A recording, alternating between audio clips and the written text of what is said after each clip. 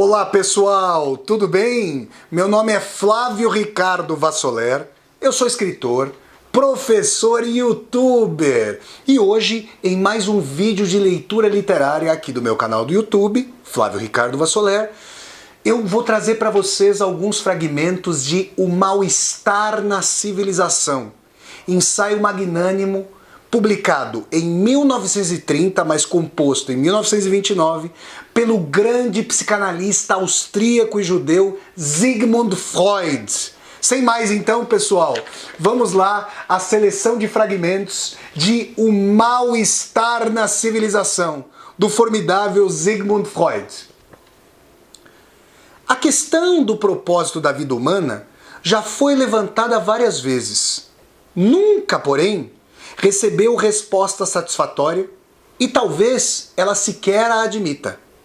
Alguns daqueles que a formularam acrescentaram que, se fosse demonstrado que a vida não tem propósito, ela perderia todo o valor para eles. Tal ameaça, porém, não altera nada. Pelo contrário, faz parecer que temos o direito de destacar a questão, já que ela parece derivar-se da presunção humana, da qual muitas outras manifestações já nos são familiares. Ninguém fala sobre o propósito da vida dos animais, ao menos, talvez, que se imagine que ele resida no fato de os animais se acharem a serviço do homem. Contudo, tampouco essa opinião é sustentável, uma vez que existem muitos animais de que o homem nada pode aproveitar, exceto descrevê-los, classificá-los e estudá-los.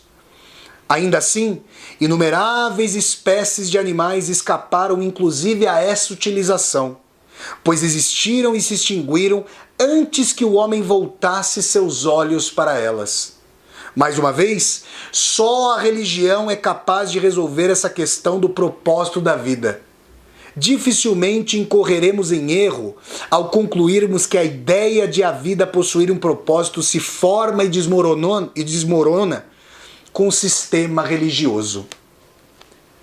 O que pedem os homens da vida e o que desejam nela realizar? A resposta mal pode provocar dúvidas. Esforçam-se para obter felicidade. Querem ser felizes e assim permanecer. Essa empresa apresenta dois aspectos, uma meta positiva e uma meta negativa. Por um lado, visa uma ausência de sofrimento e de desprazer. Por outro, a experiência de intensos sentimentos de prazer. Em seu sentido mais restrito, a palavra felicidade só se relaciona a esses últimos. Em conformidade com essa dicotomia de objetivos, a atividade do homem se desenvolve em duas direções, segundo busque realizar, de modo geral ou menos exclusivamente, um ou outro desses objetivos. Como vemos, o que decide o propósito da vida é simplesmente o programa do princípio do prazer. Esse princípio domina o funcionamento do aparelho psíquico desde o início. Não pode haver dúvida sobre sua eficácia, ainda que o seu programa se encontre em desacordo com o mundo inteiro, tanto com o macrocosmo quanto com o microcosmo. Não há possibilidade alguma de ele ser executado. Freud se refere ao princípio do prazer. Todas as normas do universo são-lhe contrárias. Ficamos inclinados a dizer que a intenção de que o homem seja feliz não se acha incluída no plano da criação. O que chamamos de felicidade no sentido mais restrito provém da satisfação, de preferência repentina, de necessidades representadas em alto grau, sendo, por sua natureza, possível apenas com uma manifestação episódica. Quando qualquer situação desejada pelo princípio do prazer se prolonga, ela produz tão somente um sentimento de contentamento muito tênue. Somos feitos de modo a só podermos derivar prazer imenso, intenso, de um contraste, e muito pouco de um determinado estado de coisas. O grande escritor alemão Goethe, na verdade, adverte-nos de que nada é mais difícil de suportar do que uma sucessão de dias belos. Assim, nossas possibilidades de felicidade sempre são restringidas por nossa própria constituição. Já a infelicidade é muito menos difícil de experimentar. O sofrimento nos ameaça a partir de 3 direções: de nosso próprio corpo, condenado à decadência e à dissolução, e que nem mesmo pode dispensar o sofrimento e a ansiedade como sinais de advertência. Do mundo externo, que pode voltar-se contra nós com forças de destruição esmagadoras e impiedosas. E, finalmente, de nossos relacionamentos com outros homens.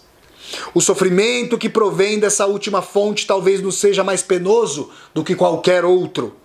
Tendemos a encará-lo como uma espécie de acréscimo gratuito, embora ele não possa ser menos fatidicamente inevitável do que o sofrimento oriundo de outras fontes. Não admira que, sob a pressão de todas essas possibilidades de sofrimento, os homens se tenham acostumado a moderar suas reivindicações de felicidade.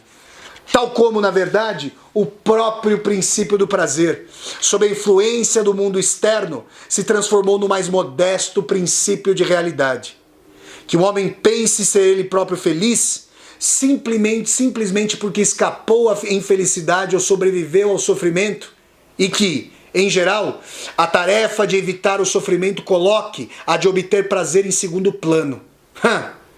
A reflexão nos mostra que é possível tentar a realização dessa tarefa através de caminhos muito diferentes e que todos esses caminhos foram recomendados pelas diversas escolas de sabedoria secular e postos em prática pelos homens.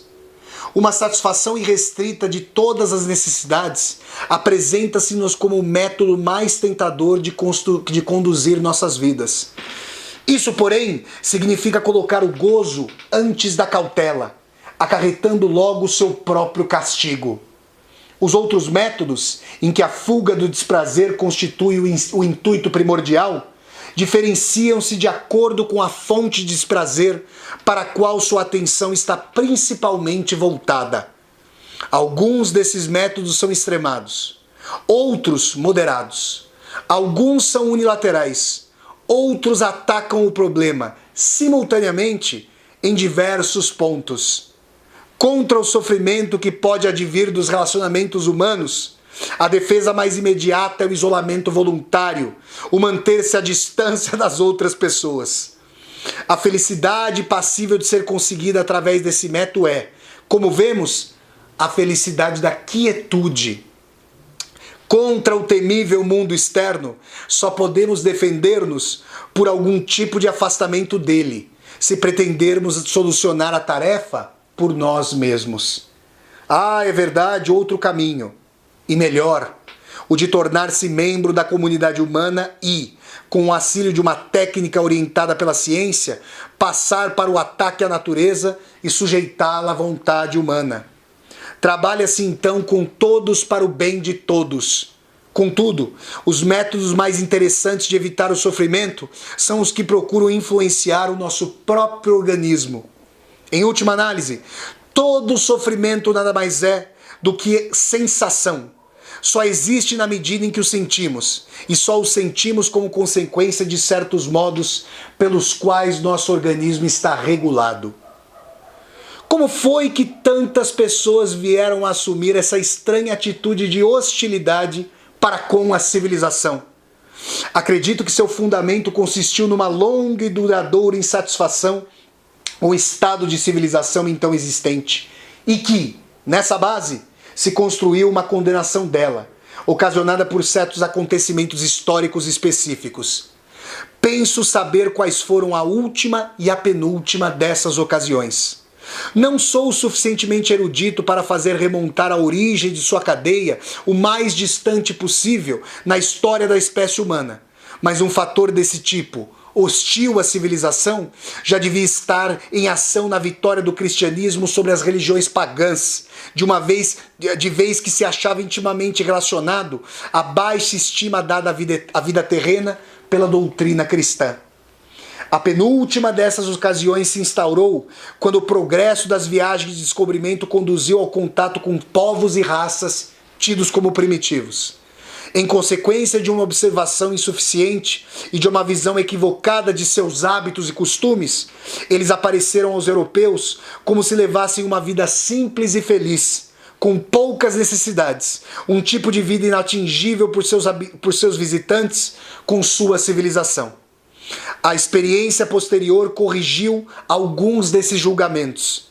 Em muitos casos, os observadores haviam erroneamente atribuído à ausência de exigências culturais complicadas, o que de fato era devido à generosidade da natureza e à facilidade com que as principais necessidades humanas eram satisfeitas.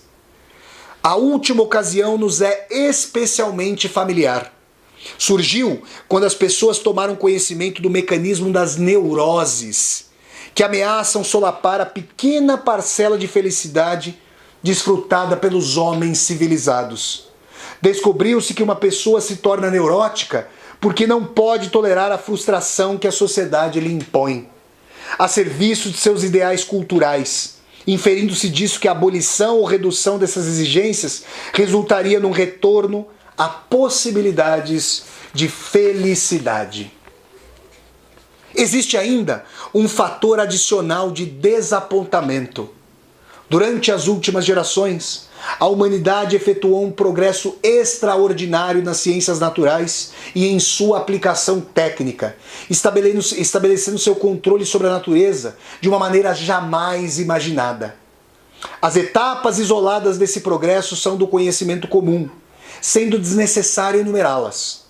Os homens se orgulham de suas realizações e têm todo o direito de se orgulharem.